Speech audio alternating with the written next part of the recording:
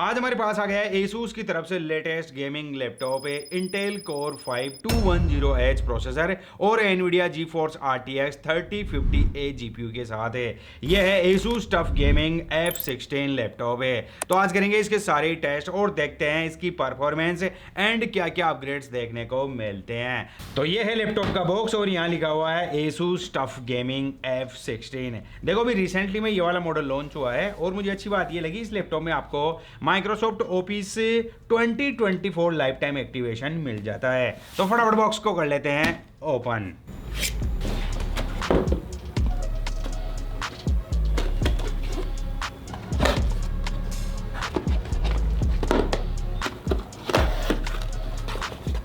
Box content की बात करें तो काफ़ी सारा पेपर वर्क मिल जाता है और एक मिल जाती है प्रीमियम क्वालिटी की पावर कोड।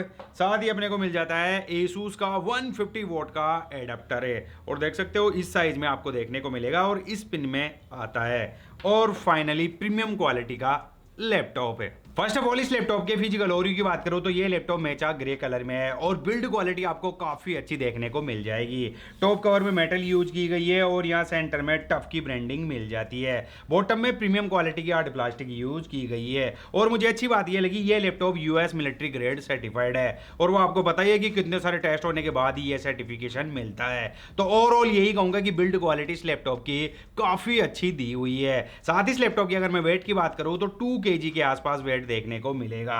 देखो 16 इंच का लैपटॉप है और गेमिंग लैपटॉप के हिसाब से मुझे वेट काफी कम लगा और जैसे मैंने पावर कोड और एडाप्टर को इंक्लूड किया तो वेट चला जाता है 2.4 kg के आसपास है।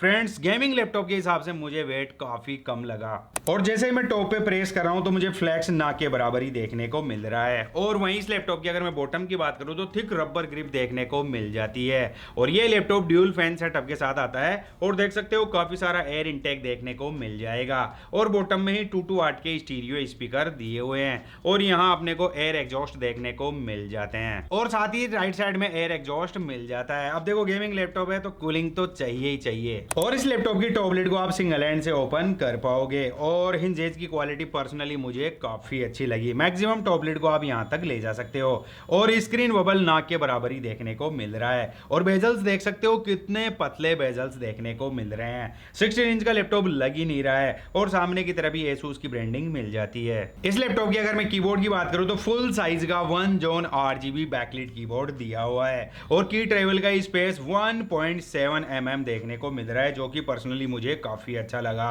और अगर आपको RGB को कंट्रोल करना है तो इसके आर्मरी क्रिएट सॉफ्टवेयर में जाके आप कस्टमाइज कर सकते हो और जैसे मैं कीबोर्ड पे प्रेस कर रहा हूं तो मुझे फ्लैक्स ना के बराबर ही देखने को मिल रहा है। साथ ही देखो गेमिंग लैपटॉप है तो WASD को हाईलाइट किया गया है और अच्छी बात इस लैपटॉप में आपको डेडिकेटेड को पायलट की भी देखने को मिल जाती है। और अगर आप लॉन्ग टाइम तक टाइपिंग वगैरह करते हो ऑफिस पे अपना वर्क करना चाह रहे हो तो आपका एक्सपीरियंस काफी लाजवाब रहने वाला है।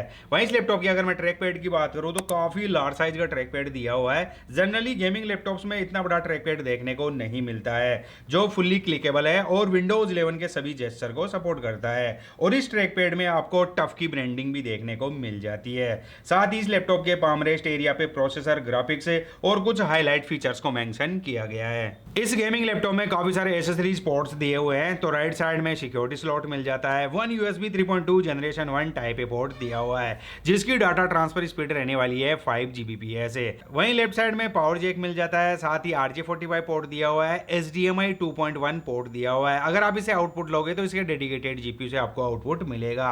साथ ही 1 USB 3.2 generation 2 type C port दिया हुआ है जिसे आप पावर डिलीवरी, डिस्प्ले आउटपुट और फास्ट डाटा ट्रांसफर में यूज कर पाओगे। और अच्छी बात ये टाइप सी पोर्ट 100 वोट की पावर डिलीवरी को सपोर्ट करता है और अगर आप इससे डिस्प्ले आउटपुट लोगे तो इसके डेडिकेटेड GPU से आपको आउटपुट मिलेगा।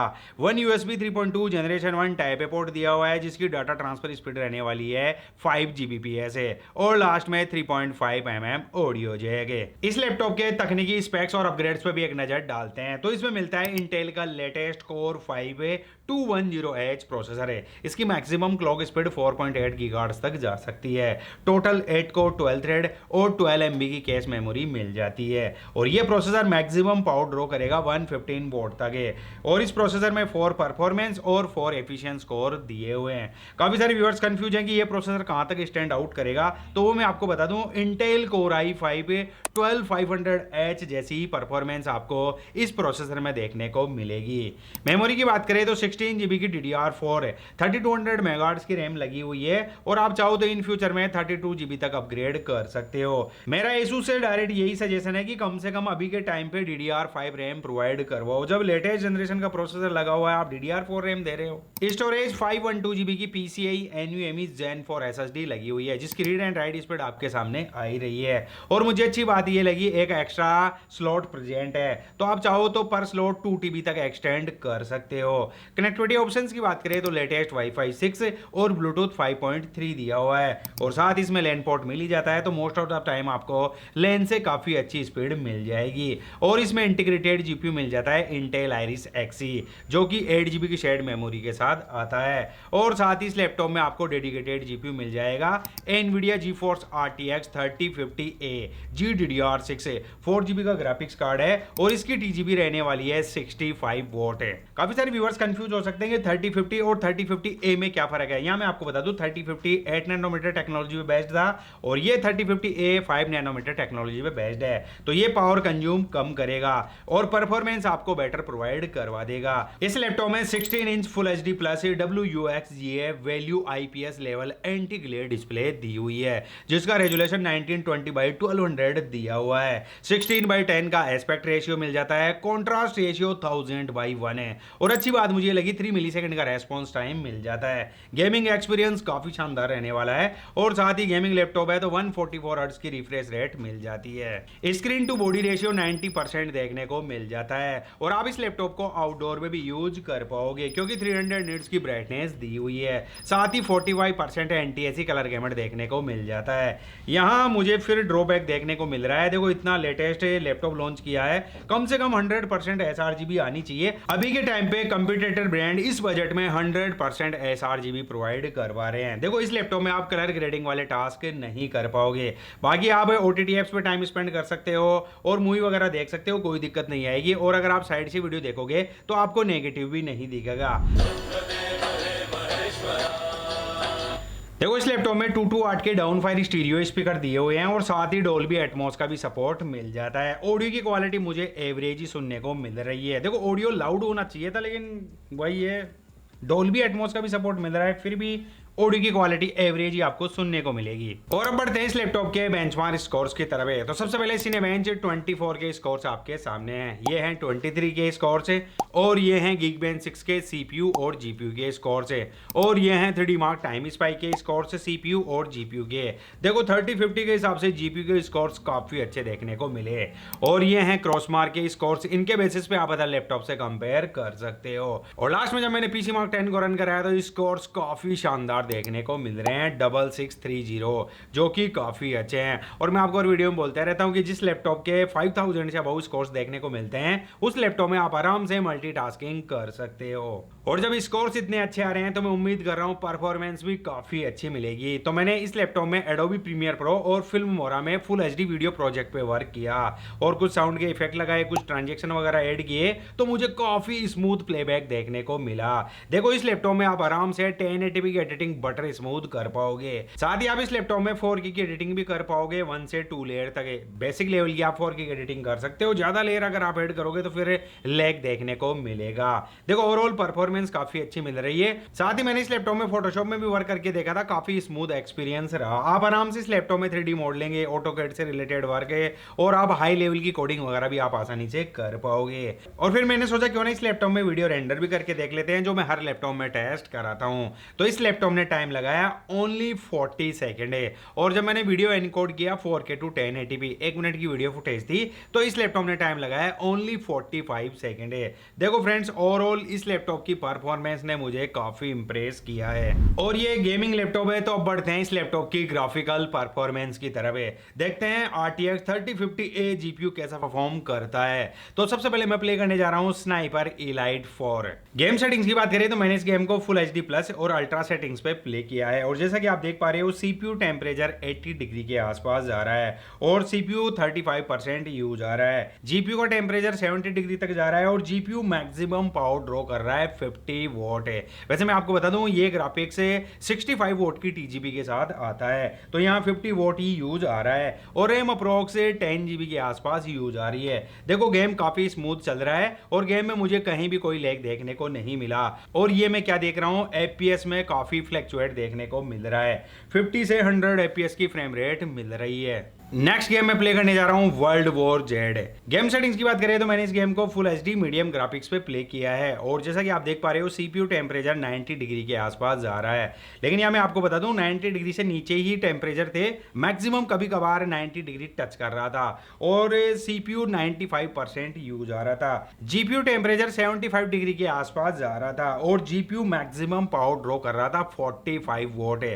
देखो 65 वोट की TGP के साथ आ रहा है और मैं आपको बता दूं पिछला मैंने जो गेम प्ले किया था उसमें भी 50 वोट तक ही पावर कंज्यूम कर रहा था। कहीं ना कहीं मैं आपको बता दूं अगर पावर कंज्यूम ज्यादा करता तो और भी ज्यादा FPS में बूस्ट देखने को मिलता।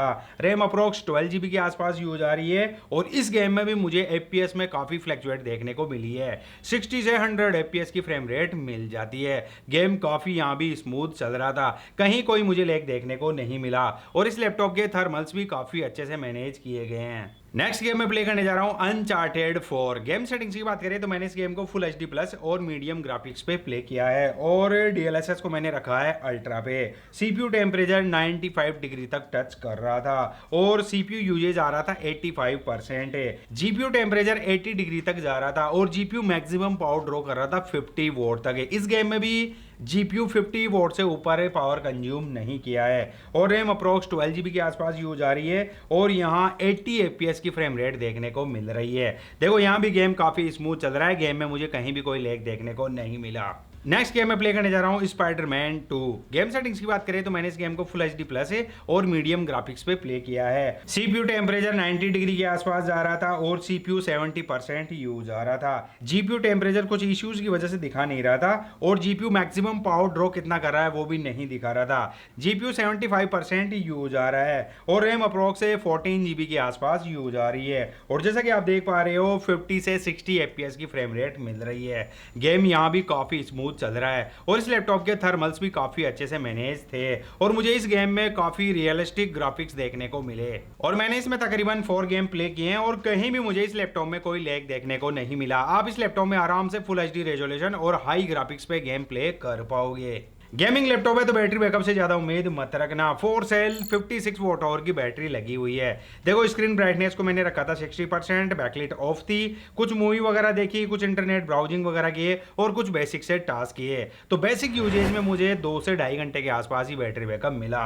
इससे ज्यादा उम्मीद मत रखना क्योंकि 56 वॉट आवर की बैटरी लगी हुई है और साथ ही इस लैपटॉप में आपको फास्ट चार्जिंग का भी सपोर्ट मिल जाएगा। 30 मिनट में लैपटॉप 50% तक चार्ज हो जाएगा। इस लैपटॉप की अगर मैं प्राइस की बात करूं तो ये अभी लिस्टेड है 75,000 में जिस डेट में मैं ये वीडियो बना रहा हूं और इस प्राइस में मुझे ये लैपटॉप एक्सपेंसिव लग रहा है। और अभी कुछ टाइम पहले मैंने ASUS गेमिंग V16 का भी रिव्यू किया था, सेम प्रोसेसर भले ही आपको देखने को मिल जाएंगे और वो लैपटॉप भी मुझे एक्सपेंसिव ही लगा था।